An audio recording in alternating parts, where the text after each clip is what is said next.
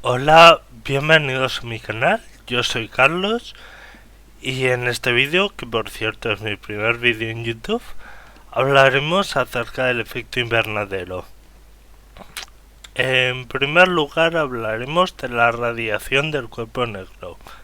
¿Qué es eso? Un cuerpo negro es un objeto teórico en el que no se produce ningún tipo de reflexión ni de transmisión de la luz, sino que toda es absorbida. Y cuando digo todo, incluye a todo el espectro visible. Fijaros con mucha atención que la parte visible en verdad es muy pequeña.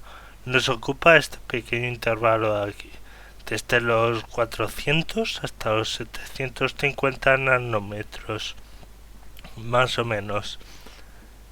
Bien, ahora vamos a explicar brevemente qué es eso de la longitud de onda. La longitud de onda es la distancia, si nos fijamos en la radiación electromagnética, vemos que son un campo eléctrico y un campo magnético que oscilan de manera perpendicular y que la dirección de propagación de la luz, o sea de ambas ondas, también es perpendicular a dichas oscilaciones. Pues bien, si nosotros cogemos la distancia de máximo a máximo o de mínimo a mínimo, lo que sea, básicamente dos puntos que estén en la misma fase, pues esto sería la longitud de onda. Mientras que si nosotros queremos saber la frecuencia, sería el número de oscilaciones por segundo. Fijaros que la frecuencia se mide en hercios, que son segundos a menos 1. Bien, en estas curvas de emisión-intensidad se puede apreciar que cuanto mayor es la temperatura a la que está un cuerpo, emiten en longitudes de onda más cortas, o sea, ondas con mayor energía. Nuestro Sol, por ejemplo, que tiene la superficie a una temperatura aproximadamente 6000 Kelvin, exactamente creo que son 5780, tiene el máximo de emisión en el visible, mientras que un objeto como un acero que esté al rojo vivo, pues estará a lo mejor a 1000 Kelvin y apenas cogerá un poquito de luz roja.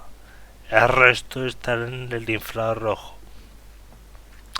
Y nuestro cuerpo, por ejemplo, pues se emite completamente en el infrarrojo. Estas curvas fueron explicadas gracias a la cuántica por Max Planck. Sin embargo, fueron previamente, acertaron con los máximos en la mecánica clásica, sabiendo que eran inversamente proporcional la longitud de onda máxima, es decir, dichos máximos, con la temperatura. Esto también a su vez nos permite estudiar las estrellas. Fijaros muy bien,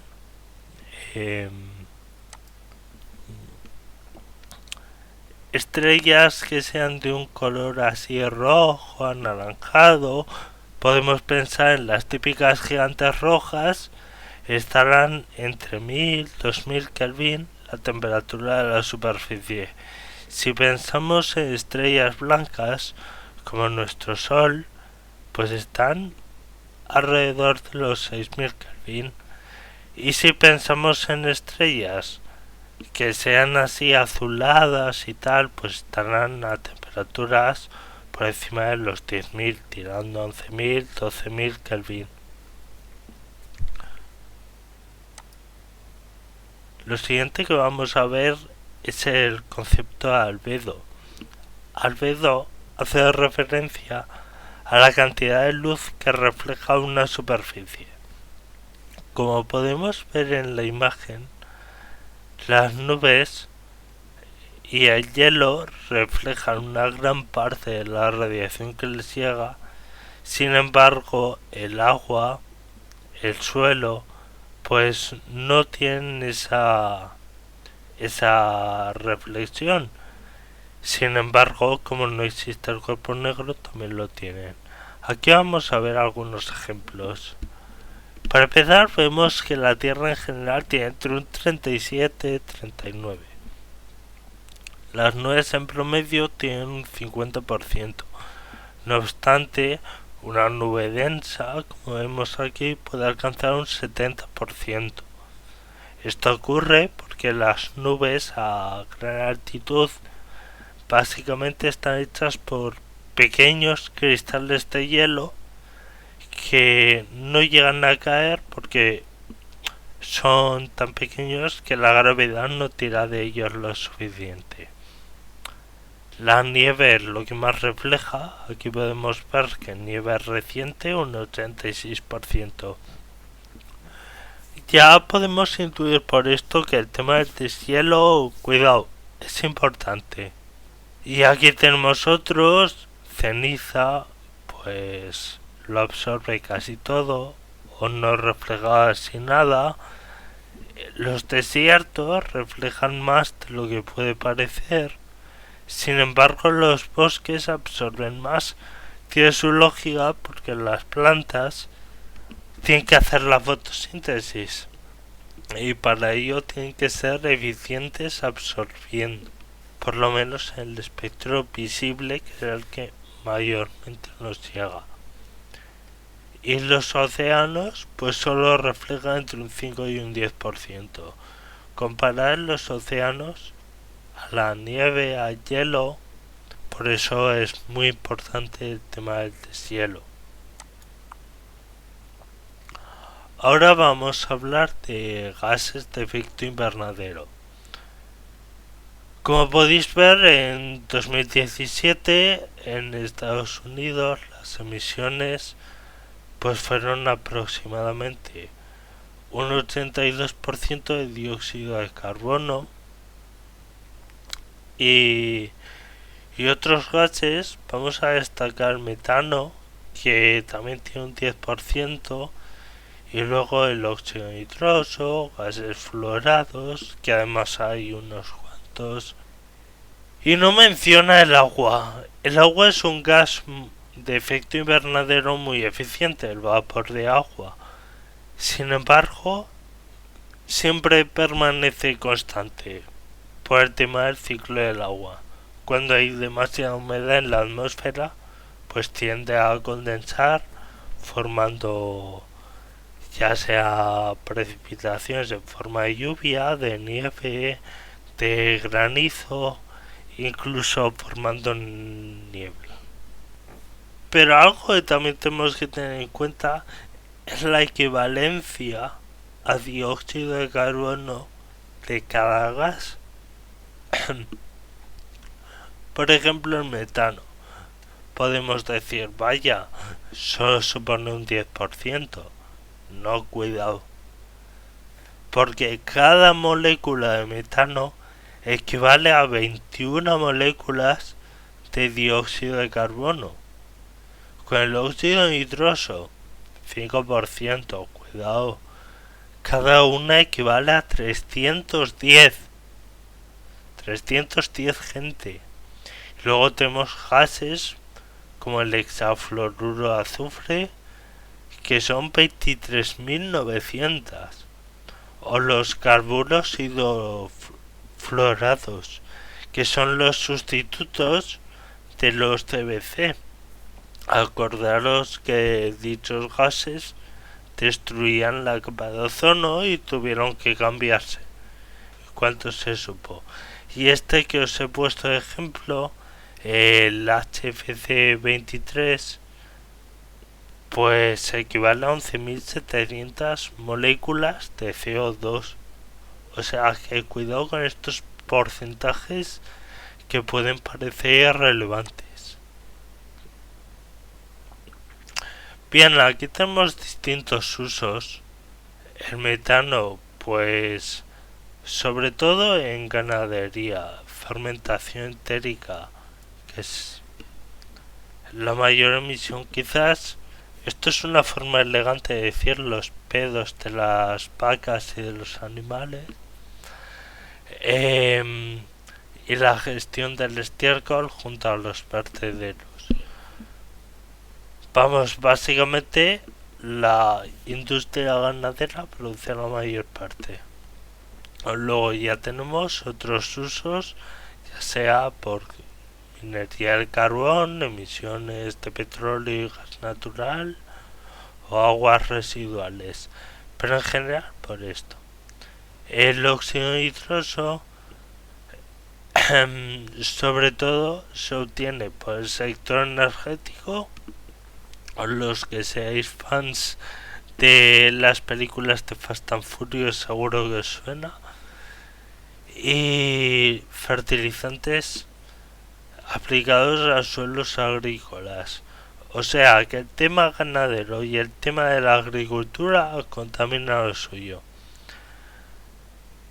Después tenemos el hexafluoruro de azufre, que sobre todo se usa en tema de equipos eléctricos.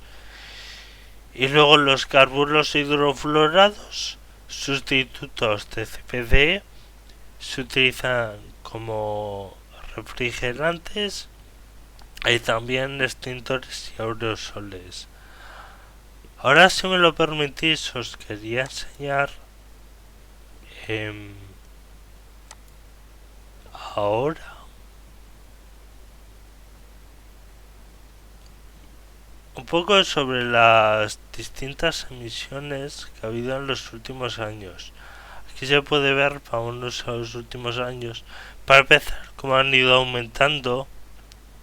Y aquí lo tenemos agrupado por sectores en esta página, en Climate Watch Data. Por ejemplo, en 1991 teníamos una emisión, un gasto en equivalentes de CO2 de 23,51 gigatoneladas. ¡Wow! Gigatoneladas. Para que os hagáis la idea, una gigatonelada es 1000 millones de toneladas. Sin embargo, si nos vamos a 2018, 37,22 gigatoneladas. Esto en energía. Si por ejemplo comparamos la agricultura, vemos que más o menos se ha mantenido constante, pero que el sector energético en tema de emisiones supone un grave problema.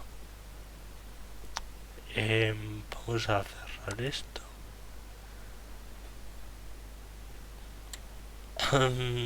Y ahora vamos a explicar ya de una vez qué es eso del efecto invernadero.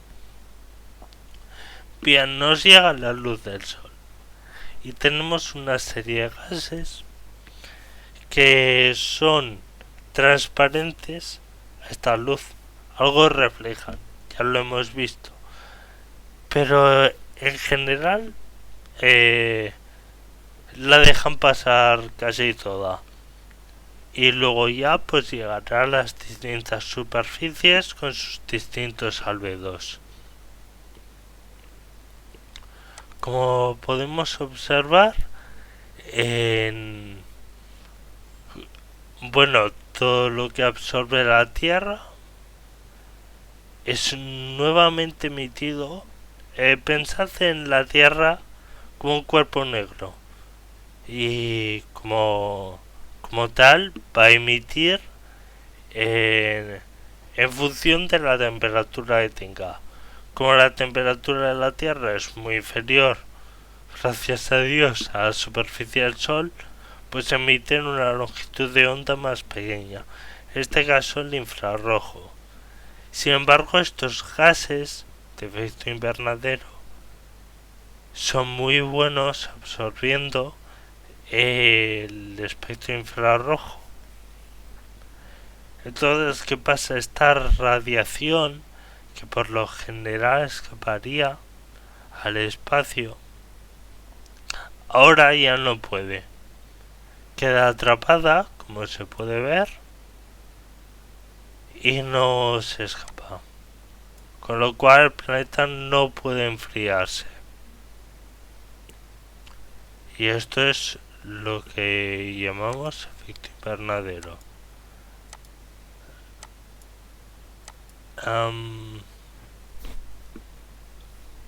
Para explicarlos cómo funcionan los gases, tenemos que saber que es un estado excitado. Es un estado en el que hay una configuración electrónica no mala, sin llegar al punto de ionizarse. Nosotros, por ejemplo, tenemos un átomo, este está perfectamente, y nos llega un fotón. Este fotón nos llega con la frecuencia adecuada o la longitud de onda, si lo preferís, y tiene asociada una energía tal y como el señor Planck descubrió, y si es la adecuada hace que el electrón salte. Para los gases de efecto invernadero, esta energía adecuada que promociona el electrón a un nivel mayor de energía ocurre en el infrarrojo. La radiación visible no interactúa con ellos, simplemente pasa a través de ellos. Entonces, ¿qué es eso del calentamiento global? Pues es una consecuencia de un exceso de efecto invernadero. Si nosotros tenemos demasiados gases de efecto invernadero, la radiación no puede escapar al espacio porque hay demasiados átomos que pasan a un estado excitado, luego reenvían esa energía radiante en todas las direcciones o simplemente la absorben y luego la emiten como calor. Con lo cual al final no puede escapar o le cuesta mucho más. Fijaros en este gráfico porque es muy interesante.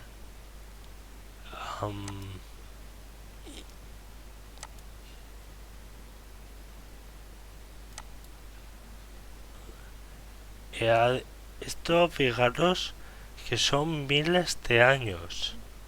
Hace 400.000 años pues teníamos estas oscilaciones. Más o menos han sido periódicas.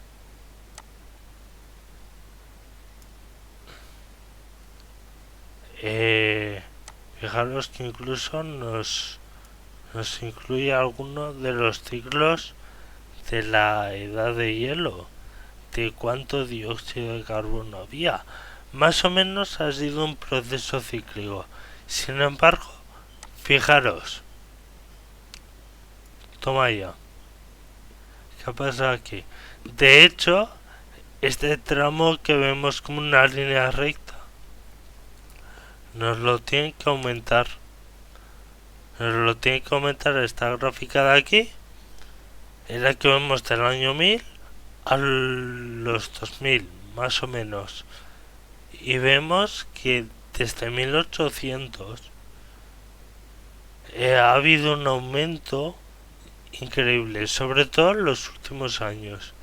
De hecho, este mismo año se han detectado por la ONU picos de hasta 419 partes por millón de dióxido de carbono en los observatorios de Hawái y Tenerife. Y por último, pues daros las gracias a los que habéis llegado hasta aquí y recordar que podéis suscribiros o darle un like si os ha gustado.